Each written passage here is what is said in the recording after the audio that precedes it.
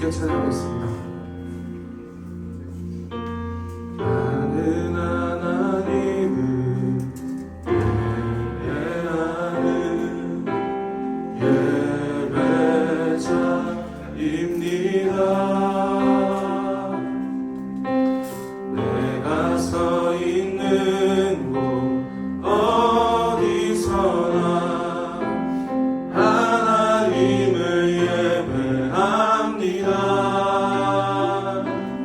내 영혼 거룩한 은혜를 향하여 내 마음 완전한 하나님 향하여 이곳에서 바로 이 시간 하나님을 예배합니다. 우리 이번에 찬양하실 때는 자리에서 일어날까요? 나는 하나님을 예배하는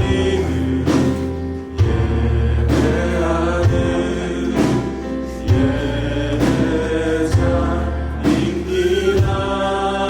내가 서 있는 곳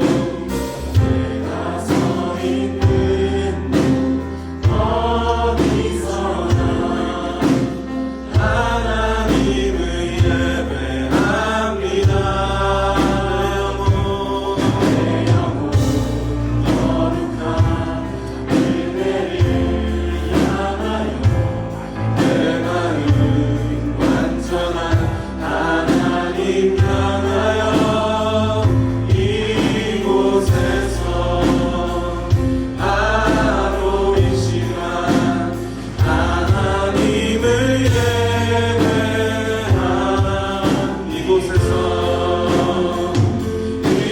이곳에서 바로 이 시간 하나님을 예배합니다.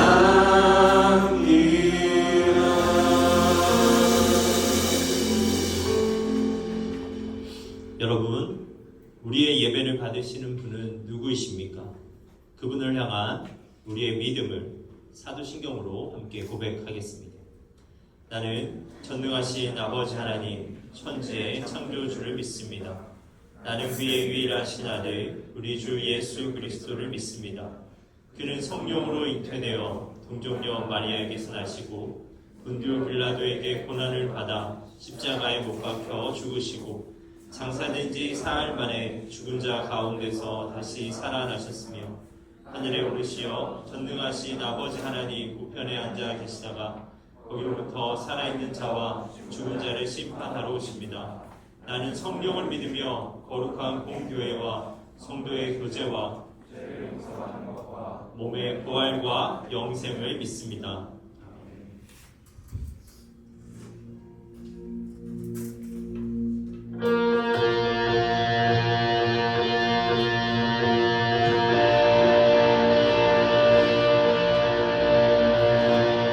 우리를 이곳 가운데 불러주셔서 예배할 수 있도록 하신 주님의 은혜를 찬양하겠습니다.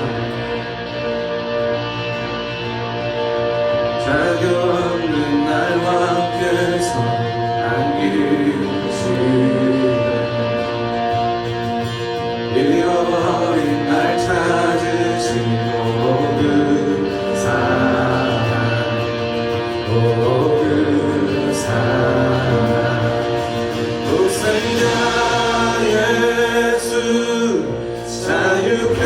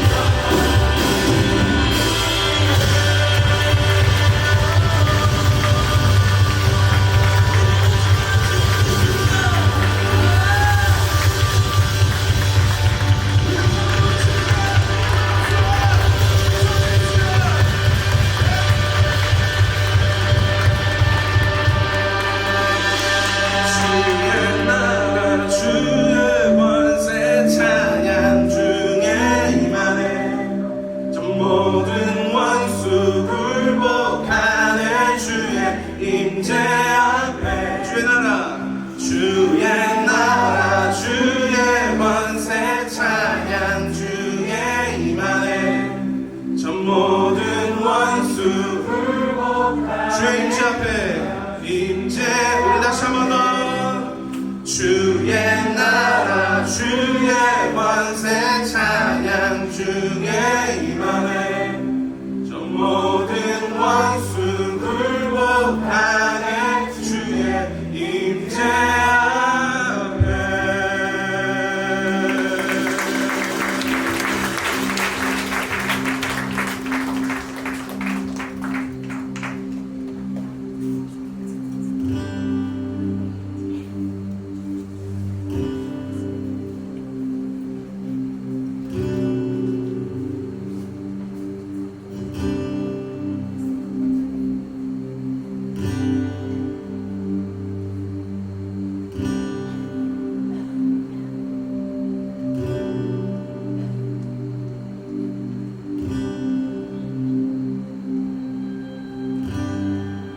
찬양 받으시기 합당하신 주, 모든 찬양을 주님께 드리리. 모든 호흡이 주님을 높이네. 주를 위해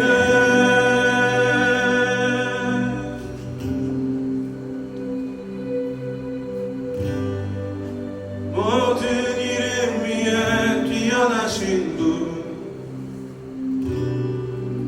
예수 유일한 구원자 되신 주, 모든 호흡이 주님을 높이네. 주를 위해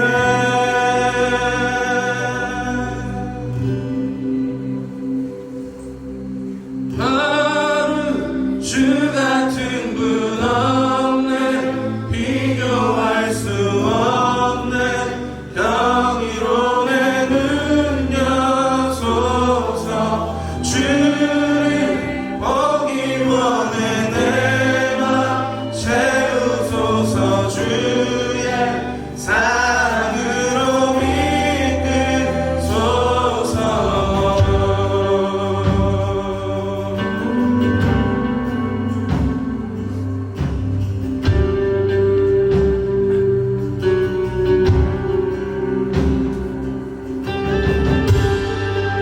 찬양 받으시기 합당하신 주,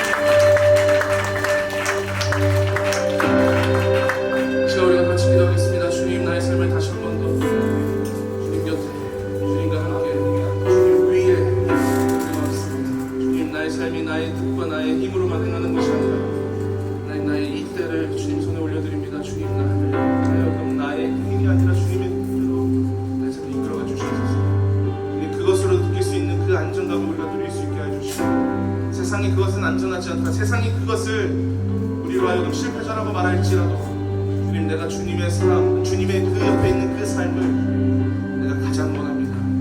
이렇게 나의 삶을 주님께 드립니다. 주님 나와 함께 해주십시오. 우리 이렇게 고백하면서 나아가도록 하겠습니다. 기도하겠습니다.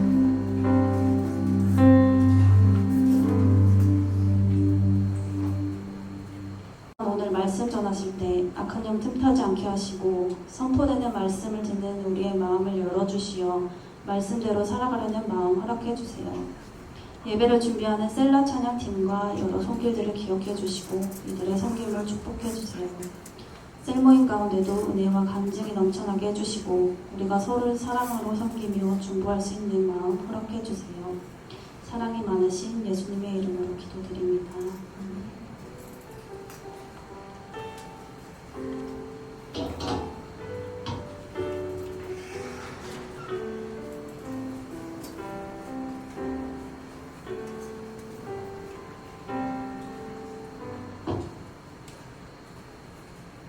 우리 봉헌 찬양하도록 하겠습니다.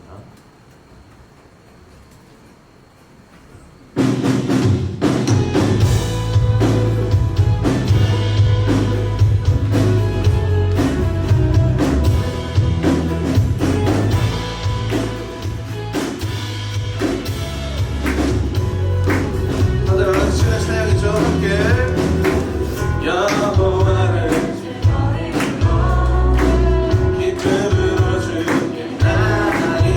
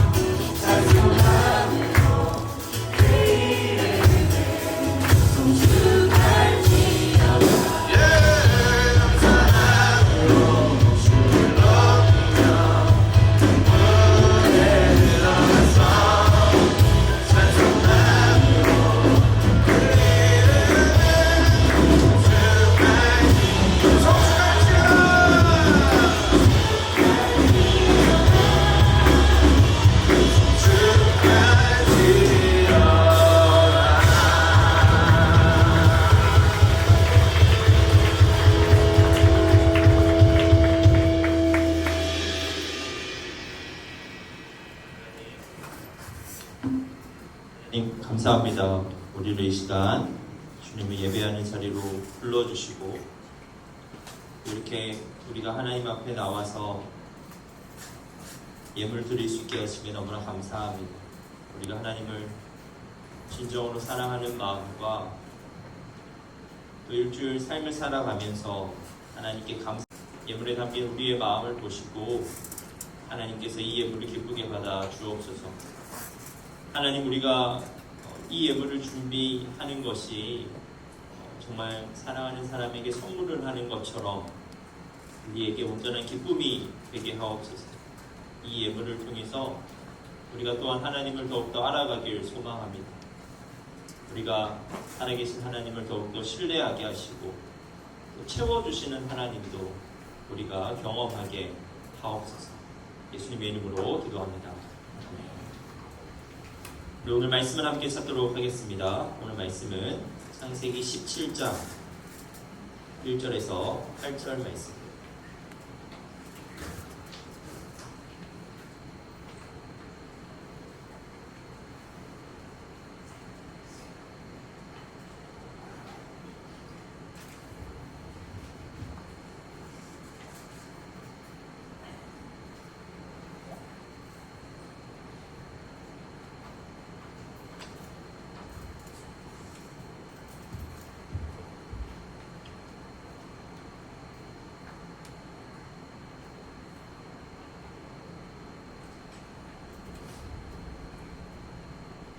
창세기 17장 1절에서 8절 말씀을 우리 한 절씩 교독하겠습니다. 아브라함이 99세 때에 여호와께서 아브라함에게 나타나서 그에게 이르시되 나는 전능한 하나님이라 너는 내 앞에서 행하여 완전하라.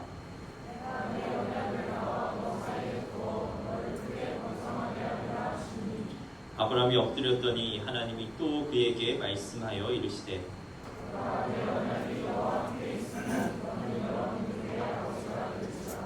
이제 후로는 내 이름을 아브라함이라 하지 아니하고 아브라함이라 하니니 이는 내가 너를 여러 민족의 아버지가 되게 함이니라.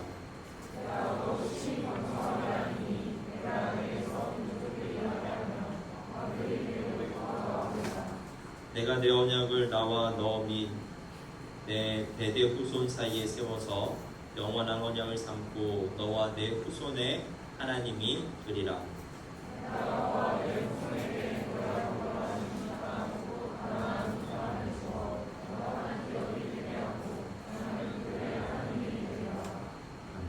우리 이 시간 옆에 앉은 우리 형제 자매들, 우리 지체들과 함께 인사하도록 하겠습니다.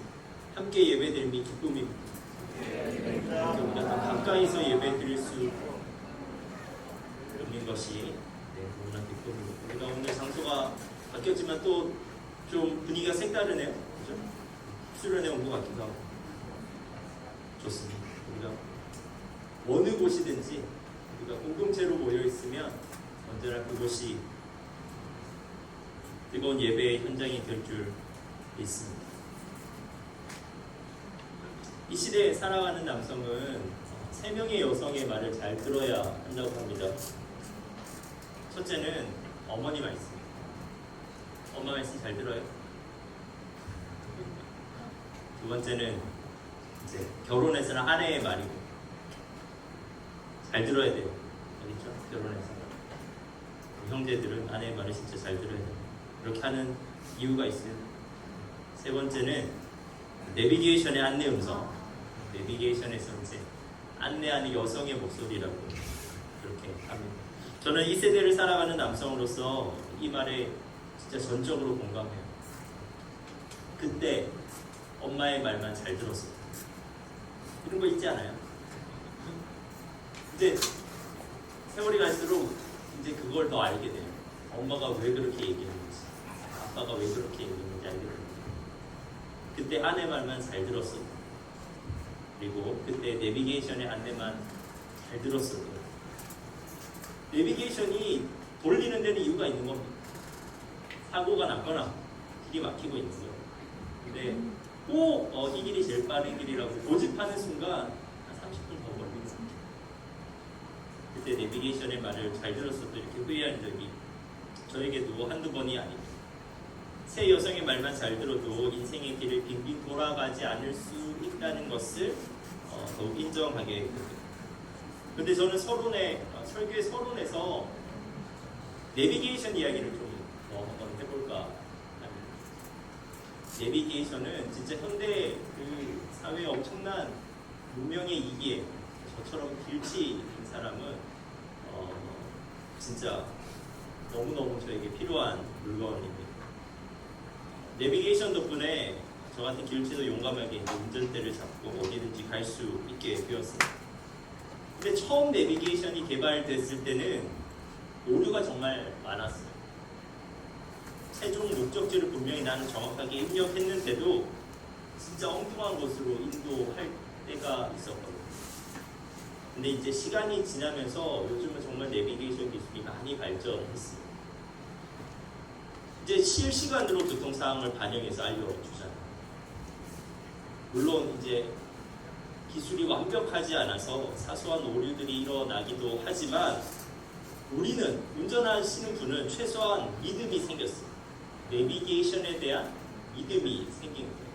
어떤 믿음이 생겼냐면 내비게이션의 음성을 따라가기만 하면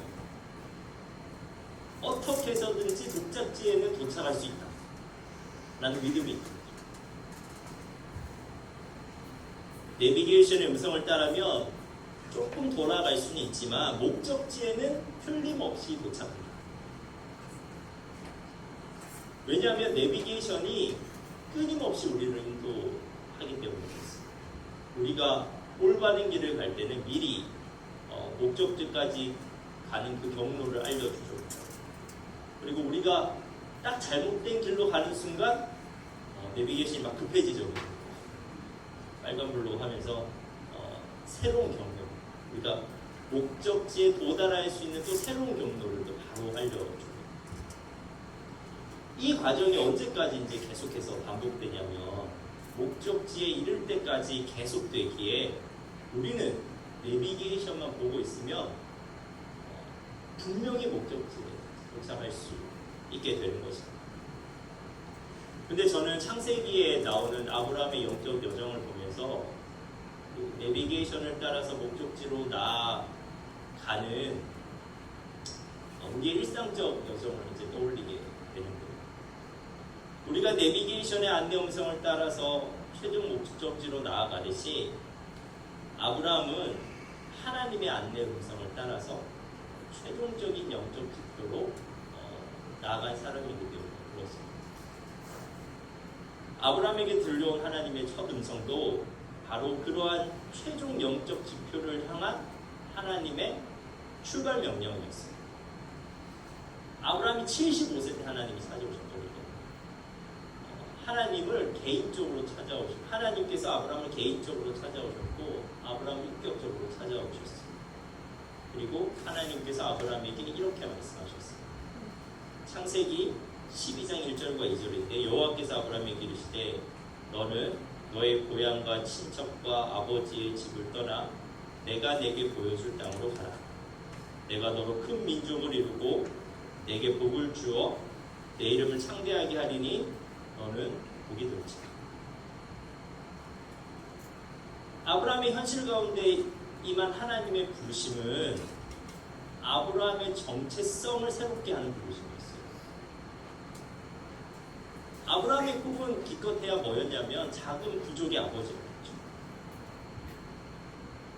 그런데 하나님께서는 아브라함을 향해서 작은 부족의 아버지가 아니라 열방의 복이 되는, 너는 복이 되지, 열방의 복이 되는 믿음의 아버지로서의 신앙적 지표를 찍어주셨어요. 그리고 그 지표를 향한 신앙적 여정이 75세 때부터 시작됐고, 그렇게 시작된 아브라함의 신앙의 여정은 하나님의 음성과 그리고 그 음성에 대한 순종의 연속입니다. 이례적으로 초월적인 하나님을 경험하는 것으로 신앙이 완성된 게 아니라고.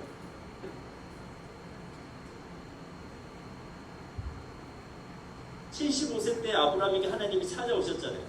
한번 그 만났다고 신앙이 완성된 것이 아니라 아브라함의 신앙은 구체적인 삶의 현장이 그때부터 시작된 거지. 그게 완성이 아니라니까. 그때부터 시작된 그 여정 가운데 구체적인 삶의 현장에서 들려오는 하나님의 음성에 순종하는 과정을 통해서 신앙이 성숙해 가는 거였어요.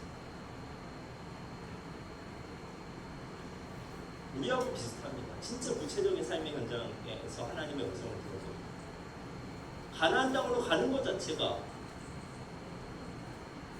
그런 여정이에요. 길을 찾아가는 그 구체적인 삶의 현장. 그리고 가는 여정에 기근을 만나기도 하거든요. 기근에서 어떻게 먹고 살아야 되는지.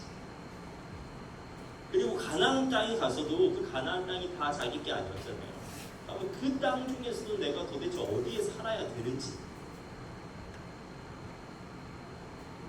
그 과정을 통해서 계속해서 하나님께서는 말씀하셨고 아브라함은 순종했고 그러한 과정을 통해서 하나님과의 관계가 친밀해졌고 그리고 네가 왜 계속해서 그러한 신앙적 여정을 가는지에 대해서 하나님께서 끊임없이 알려주셨고 그래서 계속해서 그 길을 갈 수 있었던 거죠. 안 돌아가. 하나님으로 안 돌아가. 그 힘들지만 계속해서 그 길을 간다. 그런데 아브라함의 그런 신앙적 여정이 잠시 멈추어진 거예요. 아브라함도 최초의 부르심으로부터 계속해서 하나님의 음성을 들을 수 있었거든요. 그런데 하나님의 음성이 들리지 않는 하나님의 침묵을 오늘 본문에서 경험하고 있었어요.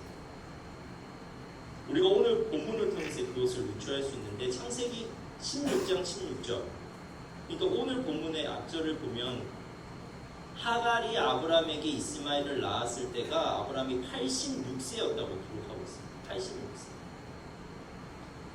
그리고 그 다음 바로 다음 말씀이 오늘 본문의 1절이잖아요. 17장 1절인데 아브라함의 나이 99세 때에 하나님이 다시 아브라함에게 나타나셨다고 하셨어요. 다시 말해서 16장 16절과 17장 1절 사이에 한 절 사이에는 13년의 공백이 존재합니다. 오늘 본문이 시간적 공백을 명확하게 기술하고 있다는 것은 그 시간적 공백이 가지는 의미가 있다는 것입니다. 그리고 주석가들은 그 13년의 시간이 단순한 시간적 공백이 아니라 하나님 음성의 공백기 그리고 하나님 계시의 공백기라고 말을 창세기 15장만 보더라도 하나님의 말씀이 아브라함에게 임했어요. 하나님의 말씀을 들을 수 있었어요. 다시 한번 하나님께서 그때 나타나셔서 뭐라고 하셨냐면 너의 몸에서 날짜가 상속자가 될 것이라고 말씀하셨거든요. 창세기 15장에. 그리고 아브라함이 그것을 믿었어요. 그런데 16장에서 문제가 시작됩니다. 하나님의 약속의 성취가 늦어지자 그 아내 사레가 아브라함에게 여종 하갈과 동침하여서 자녀를 얻으라고 제안합니다. 이 제안은 그냥 인간적인 방법을 봤을 때는 합리적 방법이었고 이게 지금 이 시대에 보면 되게 이상한 방법이지만 그 시대에서는 굉장히 보편적인 방법이었어요. 아들을 낳기 위한 보편적으로 행해지던 전통과 같은 방법이었어요. 이 아브라함은 하나님께서 15장에 말씀하셨는데 그 말씀 약속을 완전히 잊어버린 것처럼 사례의 제안을 받아들입니다. 하나님께 묻지 않고 결정했어요. 물어볼 필요도 없이 그 방법이 괜찮다고 생각했죠. 그런데 그것은 하나님의 방법이 아니었어요. 그 일로 인해서 16장에 이제 그 집안에서 일어나는 혼란스러운 일들이 막 기술되고 있어요. 사례와 하갈은 처음에는 좋은 마음으로 시작했지만 결국 그것이 엄청난 갈등이 되었고 결국 하갈은 집에서 쫓겨났다가 다시 돌아오기도 하고 그리고 우여곡절 끝에 이제 이스마엘이 태어나게 됐지만 이제 그 이후로부터 문제가 더 커지는 거예요. 앞서 언급하였던 86세 언급했듯이 86세부터 99세까지 없잖아요, 기록이. 그러니까 하나님께서 말씀하셨다는 기록도 없고 그리고 아브라함이 그 말씀에 순종했다는 기록도 없는 거예요.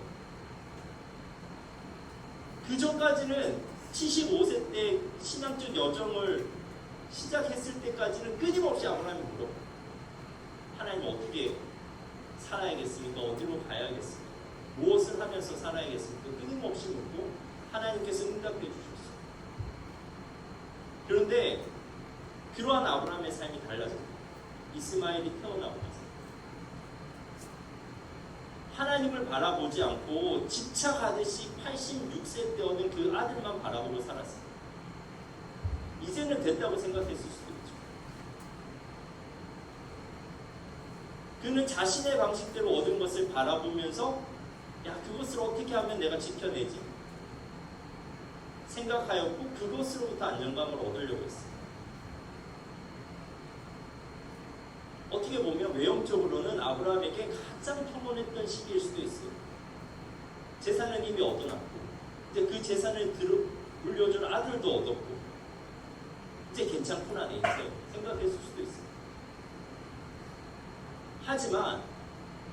하지만 하나님의 부르심으로 시작된 그의 신앙적 여정은 그때 멈춘 거예요. 86세부터 이스마엘을 얻고 나서부터 살아간 그의 인생은 신앙적 여정이 아니라고. 지금 아브라함이 왜 가나안 땅에 왔습니까? 하나님의 부르심을 따라서 온 거예요. 하나님께서 신앙적 지표를 찍어주셨거든요. 가나안 땅 자체가 신앙적 지표가 아니라 그 땅에서 그가 살아가는 방식이 신앙적 여정이었어요. 그런데 이제 더 이상의 신앙적 여정을 걷지 않고 있다. 가나안 땅에 살고 있지만 완전히 갈대아 우르의 삶으로 돌아가 버린 거죠. 하나님께서 아브라함에게 찍어진 신앙적 목표는 열방의 복이 되는 믿음의 아버지였어요. 그런데 아브라함의 목표가 달라진 거죠.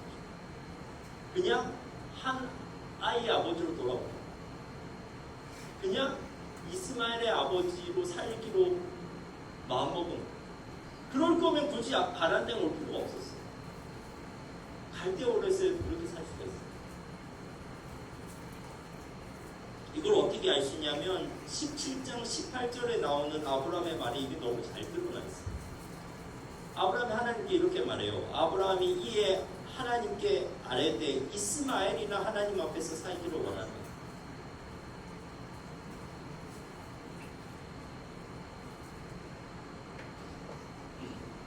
그런데 아브라함이 그의 신앙적 여정에서 경험하였던 그 13년의 신앙적 표류는 저나 여러분도 언제든지 경험할 수 있습니다. 여러분은 여러분의 신앙적 여정을 어떻게 시작하게 되셨어요? 우리를 찾아오신 하나님의 임재와 그리고 그분의 부르심을 우리가 신앙적 여정을 시작했어요.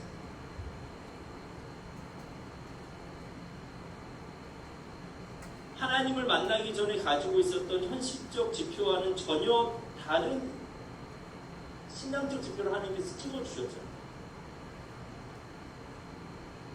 그때 기억이 안 나요. 그때 뜨거운 마음에 수련회 때 받은 뜨거운 마음에 우리가 결단했던 것들 그거 원래 우리 마음 가운데 있었던 게 아니잖아요.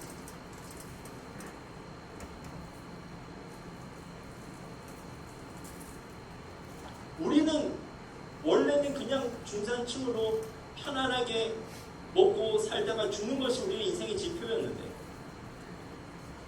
엉뚱한 마음이 우리 마음 가운데 들어왔어요. 우리의 그 소박한 소망을 넘어서 누군가에게 복이 되는 그리스도의 삶으로서 우리를 부르셨답니다. 가정에서 뭔가 내가 해야 될 것 같은 마음이 나에게 들어왔고 누군가를 전도하고 싶은 마음이 나에게 들어오고 거룩하게 살고 싶은 마음이 우리에게 생겼었어요. 그런데 문제는 그런 신앙적 여정 가운데 그런 신앙적 지표가 너무 멀게 느껴지는 거예요. 그 신앙적 지표가 도저히 도달하지 못하는 것처럼 우리에게 느껴지는 거예요. 그래서 우리가 그 길을 가다가 멈춰서요. 그것이 최종적 지표가 아닙니다. 마치 도착지처럼 그곳에 멈춰서요. 자신의 힘으로 도저히 변화시킬 수 없는 것처럼 보이는 상황 앞에서 하나님께서 우리에게 부여하신 정체성을 포기하고 다른 만족을 그냥 추구하면서 살아가게 되는 우리의 모습을 우리가 발견하게 됩니다. 어쩔 수 없는 거예요. 안 되는 거예요. 이만큼 해도 잘합니다. 다 그렇게 살아가요. 삶의 자리에서 그리스도인으로서의 정체성과 꿈을 포기하면서 살아가는 거예요. 그런데 우리가 이러한 신앙적 표류 가운데서 우리가 꼭 기억해야 될 것이 하나 있습니다. 그것은 우리의 신앙적 여정에 우리를 세우신 분이 하나님입니다. 그것을 우리가 기억해야 합니다. 그런 마음이 우리가 결단해서 생긴 마음이 아니라 우리가 은혜 받았을 때 우리 가운데서 역동하는 그 꿈, 그 소망 하나님께서 우리에게 주시는 거예요. 그런데 그 꿈과 소망을 누가 완성할 수 있냐면 우리가 완성할 수 있어서 우리에게 그걸 알려주신 것이 아니라 그 꿈과 소망을 결국 하나님께서 완성하십니다. 이걸 우리가 알고 있습니다. 그 신앙적 여정 위에 걷고 있는 것은 우리지만 그 도착지로 인도하시는 것도 하나님이고 그 최종 목적지는 우리가 몰라요. 하나님만 아셔요. 그러므로 우리가 평생 살아가야 되는 신앙적 여정에서 우리가 해야 되는 것은 무엇이냐면 오직 하나님을 신뢰하는 것. 하나님을 신뢰하는 마음으로 우리에게 주신 그 꿈을 쉽게 포기하지 않는 것이고 하나님을 신뢰하는 마음으로 우리가 우리의 신앙적 상태를 쉽게 만족하지 않고 살아갑니다. 13년의 친구를 깨고 하나님께서 아브라함을 같이 찾아오셨어요. 오늘 본문 1절입니다. 오늘 본문 1절을 우리가 함께 읽어볼까요? 함께 이 말씀을 들어보겠습니다. 시작.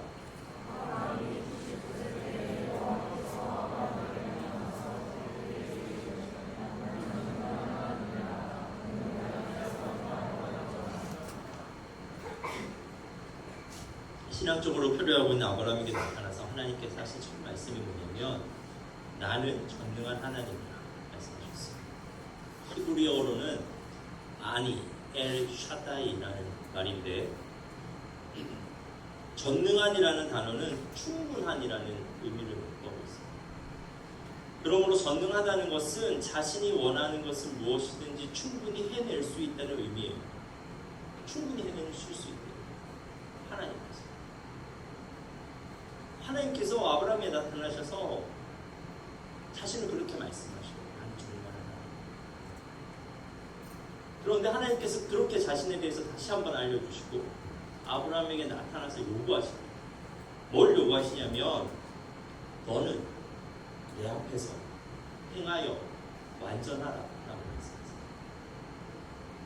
엄청 부담스러운 말씀 아닙니까? 근데 이게 우리 생각하고 다른 의미예요. 이 말씀은 하나님께서 아브라함에게 완벽하게 살아내라 라고 하신 말씀이에요. 도덕적으로 완전 무결한 삶을 요구하신 게 아니에요. 이 말씀은 뭐냐면요, 하나님과 올바른 관계 안에 있는 삶을 요구하고 계십니다.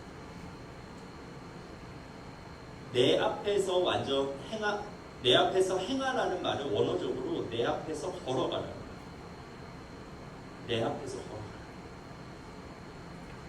전능하신 하나님 앞에서 그 하나님을 계속해서 인식하면서 전능하신 하나님의 음성에 귀 기울이면서 계속 걸어가면 된다. 그리하면 완전해집니다.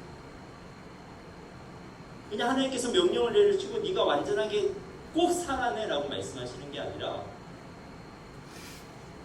하나님과의 올바른 관계 가운데서 하나님 앞에서 하나님을 계속 생각하면서 하나님의 음성에 귀 기울이면서 매일 하루하루를 살아가면 완전해집니다. 이 완전함이라는 단어는 창세기 6장 9절에서도 나오는데 노아의 삶을 서술하면서도 나와요. 노아의 완전함은 뭐냐면 그러니까 죄를 하나도 짓지 않았다는 것이 아니에요. 노아가 항상 하나님과의 올바른 관계 가운데 머물러 있었다는 것입니다. 가끔 곁길로 갈 수 있지만 하나님과의 올바른 관계 가운데 있으면 하나님께서 그를 다시 바른 길로 인도하시기에 그는 완전해질 수 있다. 순간적으로 잘못된 판단을 할 수 있고 순간적으로 잘못된 길로 갈 수도 있지만 하나님께서 그걸 그냥 보고 계시지 않아요. 하나님과의 올바른 관계 가운데 있으면 그 실수로부터 돌이키시기도 하고 나의 실패를 통해서 우리를 연단시키시고 하는 방법으로 다시 하나님의 그 최종적 지표 가운데 우리를 인도하십니다. 그리고 4절과 5절에서 하나님은 아브라함에게 다시 한번 신앙적 지표를 재확인시켜 주십니다. 아예 그에게 새로운 이름을 부여하셔요. 그리고 그 이름으로 말미암아 그 지표를 확인시켜 주십니다. 4절과 5절. 보라 내 언약이 너와 함께 있으니 너는 여러 민족의 아버지가 될지라. 이제 후로는 내 이름을 아브라함이라 하지 아니하고 아브라함이라고 하리니 이는 내가 너를 여러 민족의 아버지가 되게 합니다. 사랑하는 여러분, 우리는 내비게이션이 켜져 있으면 어디든지 갈 수가 있어요. 내비게이션이 끊임없이 우리를 안내하기 때문에 우리가 혹여 잘못된 길을 갈 때도 목적지에 도달할 수 있는 새로운 경로를 다시 알려줍니다. 이 과정은 목적지에 이룰 때까지 계속되기에 우리가 결국 목적지에 도착하게 되는 거예요. 그런데요, 우리가 하나님과의 올바른 인격적 관계 가운데 머물러 있으면 우리는 우리의 신앙적 목표에 반드시 도달할 수 있습니다.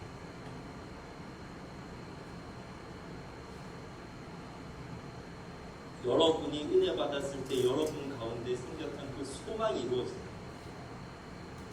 근데 그것이 나의 능력으로 이루어내는 게 아니라 우리는 그저 하나님과의 인격적 관계 가운데서 오늘 나에게 말씀하시는 말씀에 순종해야 한 걸음 걸으면 돼요. 근데 그 걸음 끝에 그 걸음들이 누적되어서 내가 도달하는 그 도착지가 우리 마음 가운데 그렇게 소망하게 하셨던 바로 그것입니다.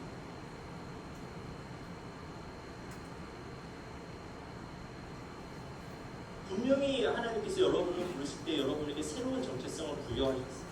그리스도인이라고 하는 정체성을 부여하셨어요. 개인적 욕망의 범위 안에서 살아가는 현실적인 지표가 아니라 세상을 향한 복으로 살아가는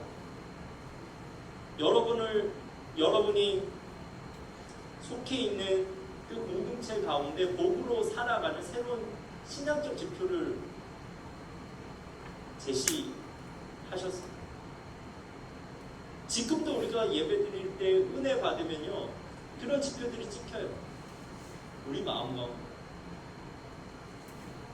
그 삶은 나 혼자 잘 먹고 잘 사는 삶이 아니라 세상을 따뜻하고 아름답게 만드는 삶이고 세상을 향해서 복음을 전하는 삶입니다. 틀림없어요. 하지만 그러한 신앙적 지표는 우리의 힘으로 도달할 수 없는 아득한 목표처럼 여겨집니다. 우리가 우리 자신을 보면 너무나 잘 알잖아요. 세상에서 지극히 작은 존재에 불과한 우리가 세상에서 우리 혼자 하루도 제대로 살아내기 버거운 우리가 어찌 그러한 삶을 살아갈 수 있겠습니까? 하지만 우리를 그 길 위에 세우신 분이 누구신지를 항상 생각해요. 그분은 전능하신 하나님입니다. 그분은 우리의 신앙적 좌표에 충분히 우리를 도달하게 하실 만한 분입니다. 우리가 할 일은 그분 앞에서 걸어갑니다.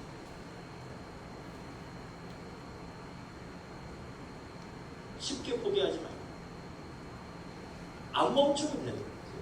안 멈추고 계속 걸어가.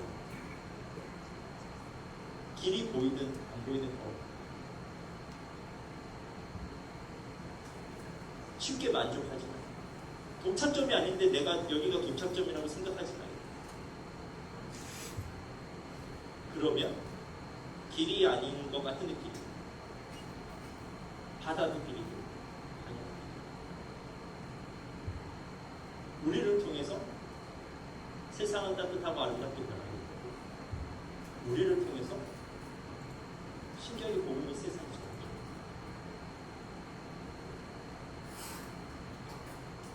내가 세상을 변화시켜야지 해서 변화되는 게 아니라 오늘 하루를 하나님과의 올바른 관계 가운데서 예배 드리면서 살아가는 것이 말씀을 들으면서 살아가는 것이 그 예배와 말씀을 통해서 성령을 통해서 우리 마음 가운데 일어나는 역동들에 하나님의 뜻에 오늘 하루를 순종해서 살아가는 것이 실패할 때도 있고 성공할 때도 있지 하나님이 우리의 인생을 인도하시기 우리는 그 안에서 영적 성숙을 이루어가는 것입니다. 우리를 통해서 하나님의 뜻이 있다는 것을 이루어집니다. 사랑하는 여러분, 하나님은 내비게이션보다 더 신뢰할 만한 전능하신 하나님이십니다. 그 하나님 앞에서 그리스도인으로 살아가는 그리고 그 하나님 앞에서 행하여 완전할 수 있는 여러분 되셨으면 좋겠습니다. 기도하겠습니다.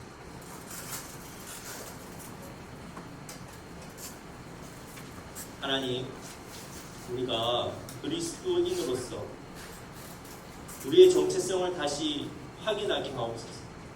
그 정체성을 주신 하나님이 전능하신 하나님이라는 것을 기억하게 하옵소서. 그래서 전능하신 하나님 앞에서 행하여 완전해질 것을 결단하게 하옵소서. 예수님의 이름으로 기도합니다.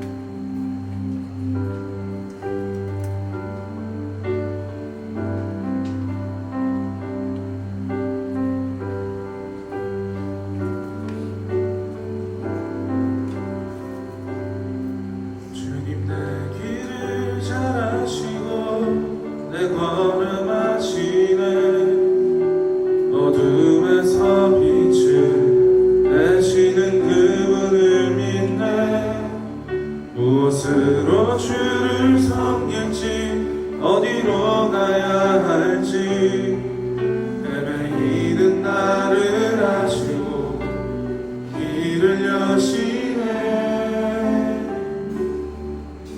내 삶은 주의 것, 내 삶은 주의 것, 온전한 신뢰를 주께 드리네. 보이지 않아도 믿음으로 걷네. 주 영광 바라보며 주만 따르네. 우리 믿음으로 고백하신 분들은 자리에서 일어날까요?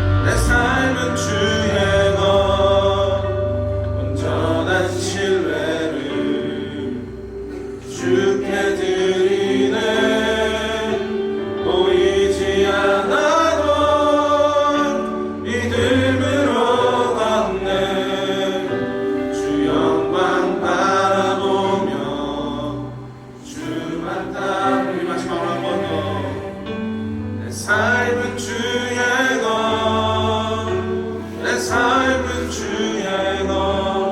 온전한 신뢰를 주께 드리네. 보이지 않아도 믿음으로 걷네.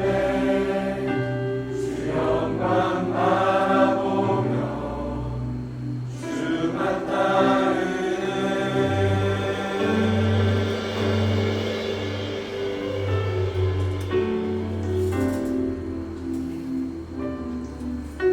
하나님께서 우리에게 은혜를 주실 때마다 우리에게 이상하게 떠오르게 되는 소망들이 있습니다. 우리가 성숙한 인격으로 되는 것이고, 그리고 또 우리의 공동체를 사랑의 공동체로 만들어 가고 싶은 소망들이 생겨요. 사실 이것은 우리 안에 없었던 소망이거든요. 우리는 좀 더 잘 보고 싶고 좀 편하게 살고 싶은 삶을 추구하면서 살아가는데, 은혜만 받으면 이상하게 다른 꿈들이 생겨요. 그리고 우리들에게 그 꿈을 이루어 주실 것을 하나님께서 바라고 계신다는 느낌을 우리가 받습니다. 여러분, 그것이 하나님께서 우리에게 찍어주시는 신앙적 지표예요.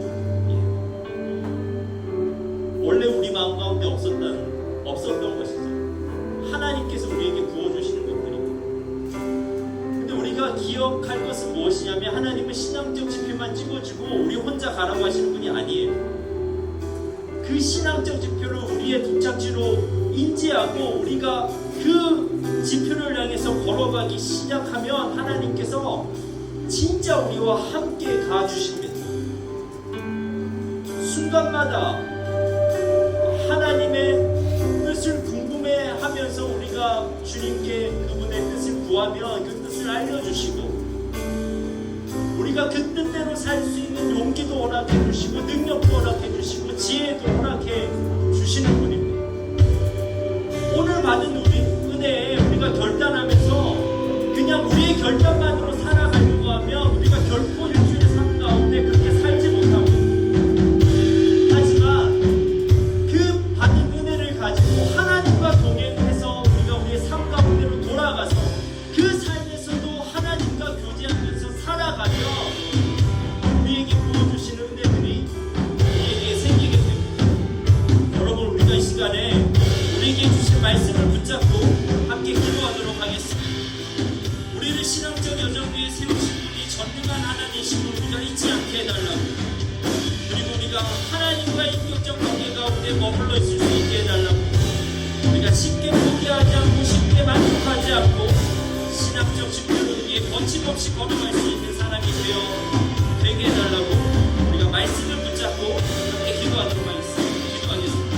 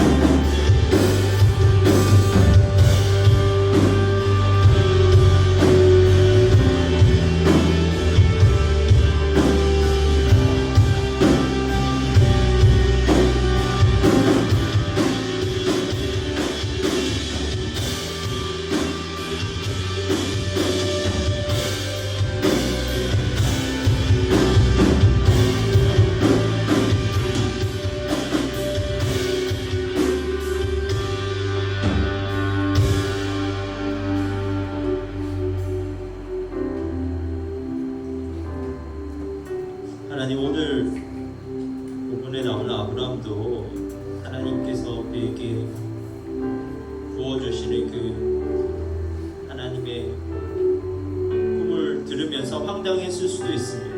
내가 어떻게 모든 민족의 복이 되는 그런 민족의 아버지가 될 것인가 생각했을 수도 있습니다. 하지만 결국 다시 시작된 신앙적 여정 가운데 하나님을 예배하면서 살아간 그의 삶을 통해서, 그리고 그 예배를 통해 들려진 하나님의 뜻에 순종하는 그의 삶을 통해서 하나님의 소망은 그를 통해서 흘러갔고, 그의 자손과 민족과 예수 그리스도를 통해서 보게 되는 놀라운 하나님의 역사가 이 땅 가운데 나타났습니다. 예배 가운데 우리에게 주시는 하나님의 꿈을 우리가 들으면서 너무 그것이 거대하고 너무나 이상적이어서 우리는 그것을 아예 나의 꿈으로 받아들이지 않고 그저 우리의 길을 가고 있는 우리의 모습을 발견하게 됩니다. 분명히 하나님께서는 끊임없이 우리에게 그러한 꿈과 비전을 알려주시는데, 예배 드릴 때마다 마음이 뜨거워지는 것들이 있는데, 애써 그거는 나의 길이 아니라 내가 어떻게 그렇게 살아갈 수 있냐며 외면하면서 살아가게 됩니다. 하지만 하나님, 우리가 말씀을 통해서 다시 한번 기억하게 하옵소서. 그 분명히 하나님께서 우리에게 주신 것이라는 것을 우리가 다시 한번 인식하게 하시고, 그 꿈을 부어주신 하나님께서 전능한 하나님이라는 것을 우리가 반드시 기억할 수 있게 하옵소서. 내가 잘나서 그 일을 할 수 있는 것이 아니라 하나님께서 그것을 원하시기 때문에 나를 사용하시기를 원하시는데, 나의 작은 순종으로 하나님께서 큰 일을 이루시기를 원하십니다.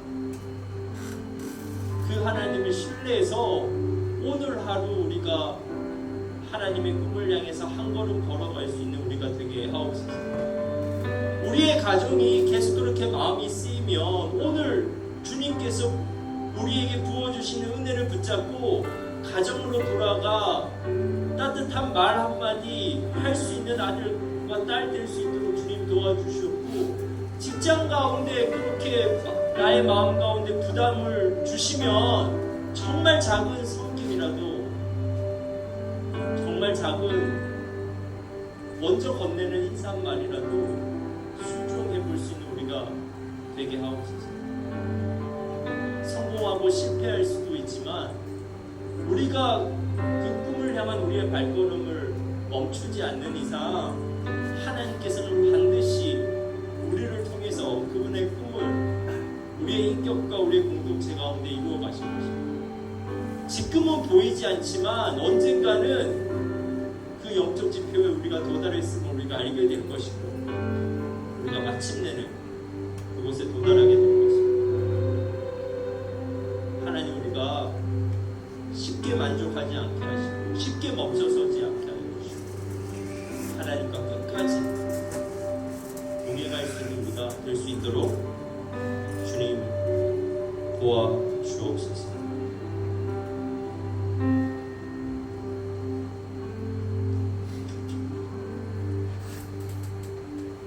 이제는 우리 주 예수 그리스도의 은혜와 하나님의 풍성하신 사랑과 성령의 교통하심, 하나님 앞에서 신앙적 여정을 계속 걸어갈 것을 결단하는 여기에 모인 모든 성도들 위해 영원토록 함께 하시기를 간절히 축원하옵나이다.